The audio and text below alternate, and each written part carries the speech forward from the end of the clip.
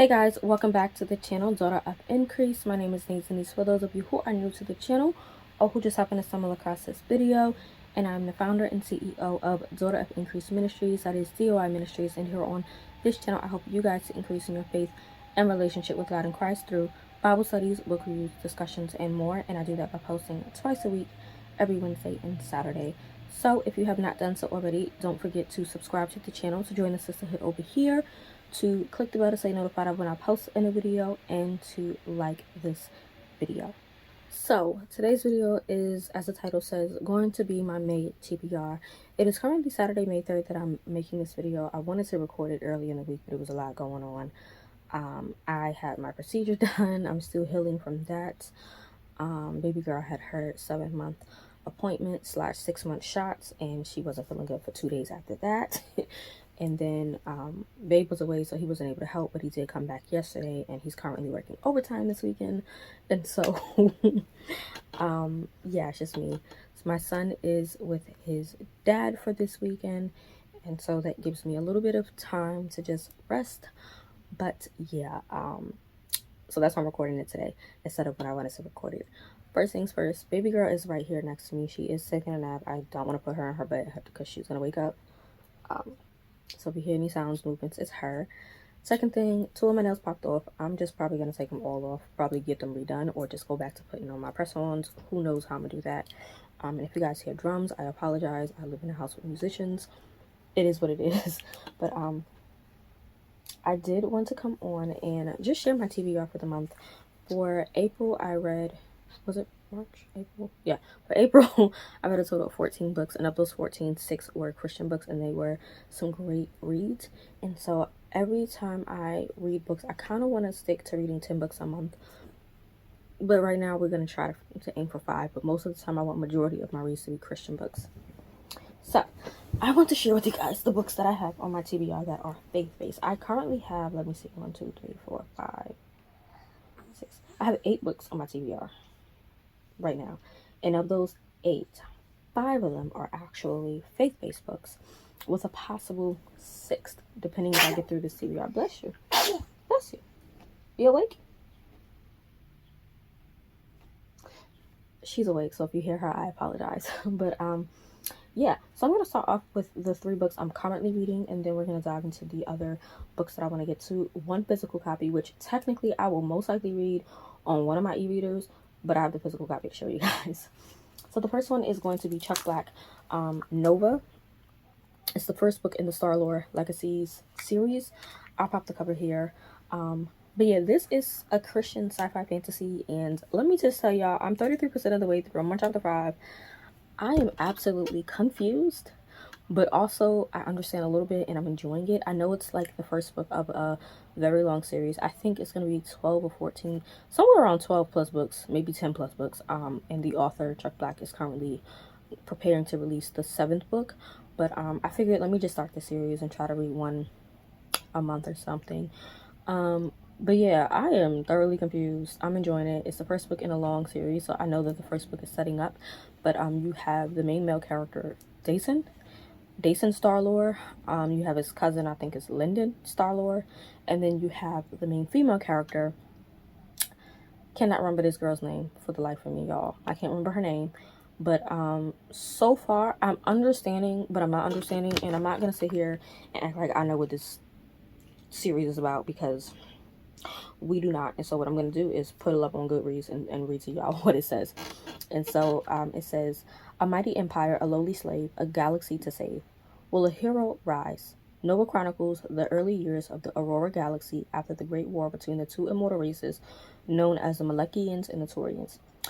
Zeri Travell is leading the Taurians on a campaign to rule the galaxy, but Supreme Chancellor Elyon, leader of the Malekians, stands in his way. Both races wield technology far beyond anything the human race has ever seen. Young Dason Star-Lord is born of royal blood on the planet of Chepton, where the Raelians, the drudge class, which basically is the lowest, poorest class, serve the ruling classes of the Jeptians, the colloquials, and the elite classes. As a young man, Dason is living his dream, piloting his starcraft at the academy, and is on track to graduate at the top of his class. A chance encounter with a lowly StarCraft mechanic changes everything, and the life and world Dason once thought he knew changes forever. Desperate for the truth, Dason embarks on a galactic journey that will either kill him or thrust him into a life of terrifying adventure. Time is short. Will he survive or will he arise? And so, I'm intrigued. Thus far, Dason is very much... he's your typical kid that's been raised the way he's been raised, but he's also starting to realize some things because some things are happening. And there's this kind of drug that everyone takes. I forgot what it's called, but the only ones that don't take it are the drudges or the Radians, because they understand what that drug is going to do. And that drug kind of clouds the mind of the higher classes, the elites and the colloquials. And so we have this young lady, like I said, I don't remember her name, but I remember in the time of editing, I'll throw it on the screen. She is in essence trying to get to Dason. It's really his cousin, I think she was trying to get to, but she's trying to get to Dason and basically open him up. And it's just a whole lot with the different classes and the different immortals. And I believe the Malekians are the good ones, the Taurians are the bad ones, and I believe the Taurians kind of rule everything or something like that. Like I said, I don't know where I'm at right now with the story, but I'm 33% of the way through and I'm loving it thus far. So yeah, we have that.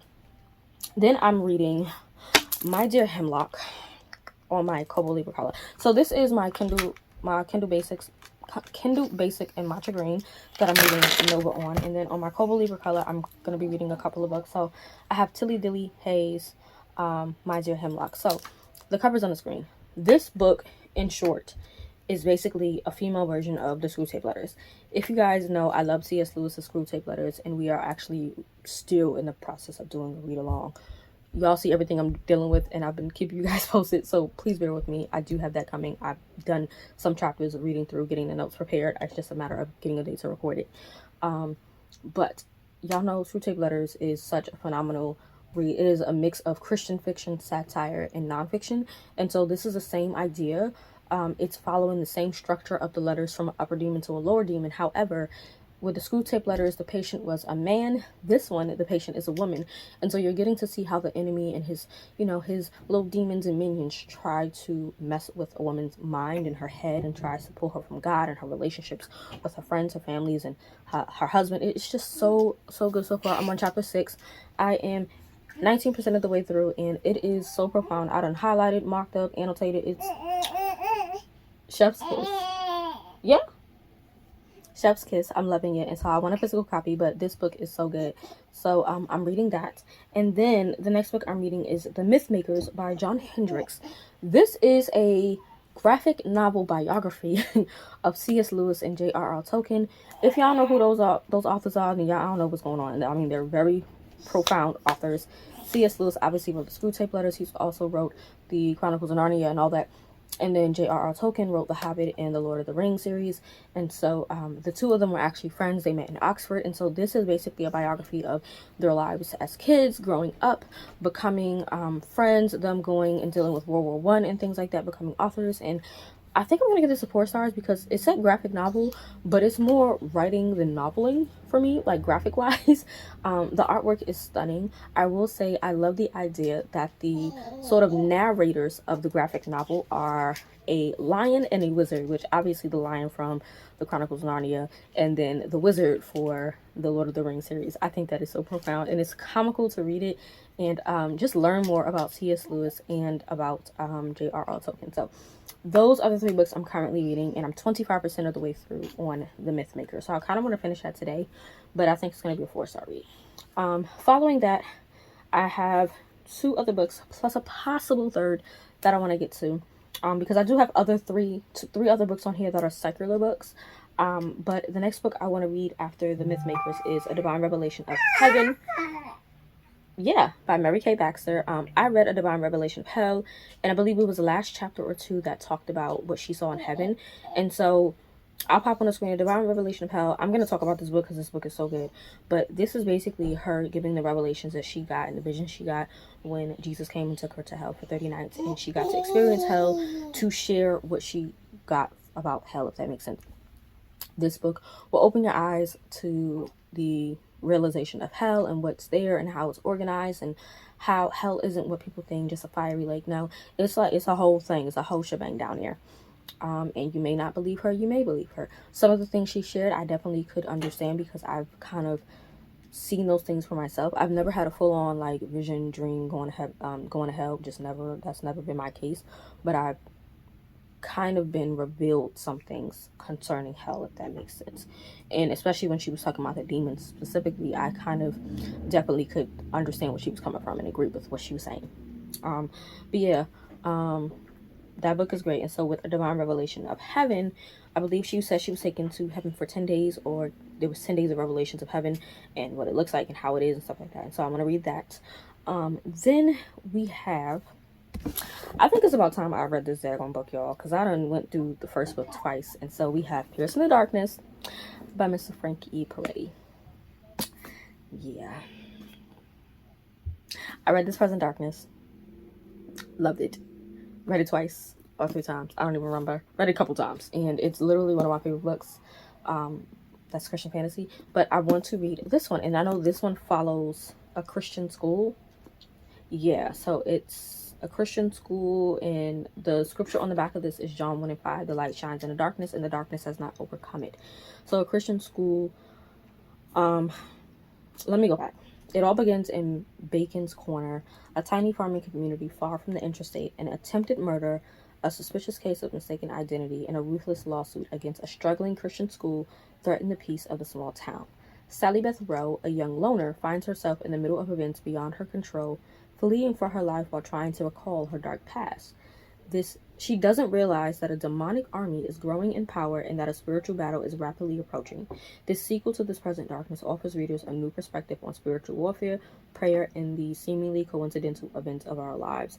And so, yeah, if you read This Present Darkness, you know how gripping it was and how entertaining it was, but also how eye-opening that book was. It really talks and shows you about spiritual warfare. Kind of reminds me of when Danny was praying and the angel came and kind of told him that he was kept back for those couple of days, and how I think it was Michael had to come and fight the prince of that sound, the city. Y'all know the scripture. The scripture's on the screen. I'm just paraphrasing at this time, but I'm ready to dive into this, and I think this will be a reading blog for sure. The reason why I've been slacking on reading blogs is because I honestly just haven't wanted to pick up my camera. I'll be honest, I just haven't.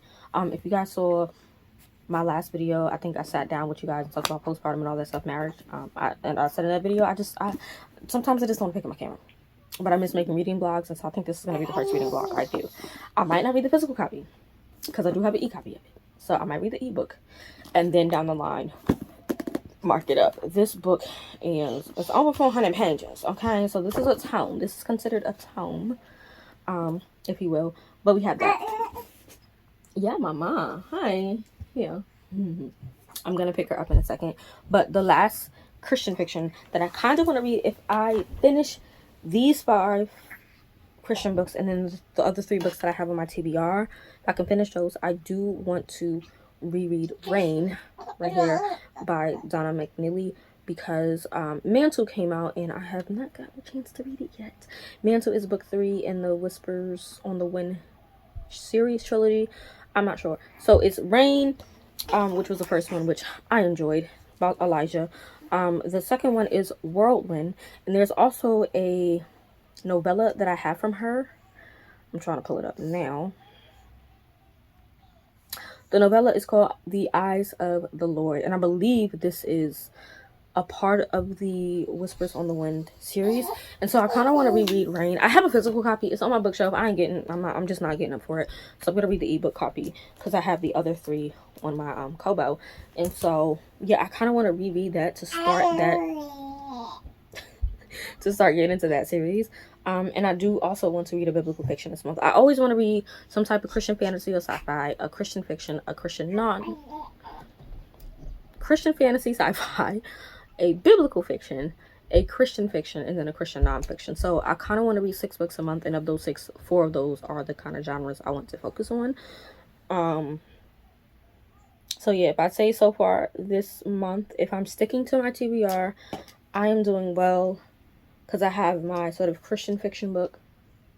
I have a Christian fiction graphic novel. I have my Christian fantasy, which would be, I consider this fantasy. For some reason, it just has that fantasy-esque kind of feel. So I do consider Frank E. Peretti's books fantasy, and I think they're classified as fantasy. We have Nova, which is a sci-fi. A Divine Revelation of Heaven is a nonfiction on top of Dillehay's book that's a mix of Christian fiction and Christian nonfiction. And so adding in Rain would be my biblical fiction.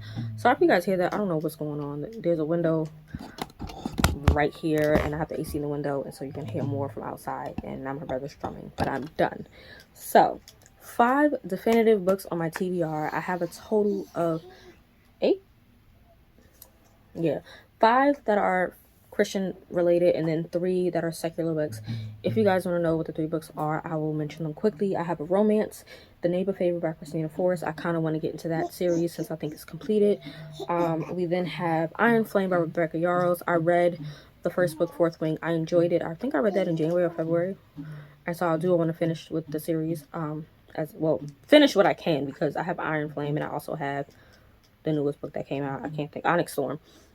So I kind of want to read it along the time that I can remember it, if it makes sense. Then there is a mystery series that I have called it's the Ash Kane series by Ian K. Smith. It's the Unspoken, and this is a Black mystery thriller author. And so yeah, that is it. Come on, mama.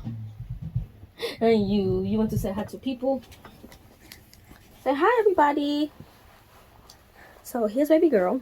Before I close out this video, I will be having her 6-month update coming soon, because I know you guys have been asking about her. So I'll have her video coming soon. Just give us a moment. She's actually just getting better. I'm still healing, and my left toe is now acting up, so I have to get the left toe done on May 12th when I go for my follow-up. Unfortunately, I was trying to wait to get that toe done because Babe and I usually go away for Memorial Day weekend, and I wanted to be able to enjoy that and walk around. We typically get an Airbnb, go away, and where we go, we usually walk around and stuff like that, but I'm not gonna be able to do much of that. So yeah. Mother's Day is coming up. My birthday will be coming up soon, so we'll see. But here she is, that big girl. Say hi to the people. Say hi. Look. Say hi, mama. The mamas. So I'm gonna go. If you made it to the end of this video, post up whatever emojis here so I know that you watched the end. And y'all keep bearing with me. Thank you for your patience. Thank you for the new subscribers. Thank you to the old subscribers, to my sisters. Y'all know who y'all are. I'm here. I'm alive. I'm well. It's just a little bit, hectic trying to get videos done. And I know many of you guys would just prefer me to vlog my days, but I'll be honest, some days I just don't want to vlog. I don't want to pick up my camera. I don't want to do nothing. But I definitely wanted to get a TBR out because I felt like reading this month. So far so good. I got 3 books going so far. Hopefully we can be done with at least 2 of them in the next 2 days. I do want to finish Mythmakers today. Nova, I'm gonna try to finish up. I'm probably gonna finish the other book by Dillehay by Tuesday. We'll see. But that is it. This girl is excited. I need to probably feed her in a few. So I'm going to put her show back on. She's currently watching Octo. I'm going to talk about everything she likes and loves and all that, and how she's been eating and growth and weight and all that stuff amazingly. But I'm going to go. And I'll catch you guys in the next video. Bye.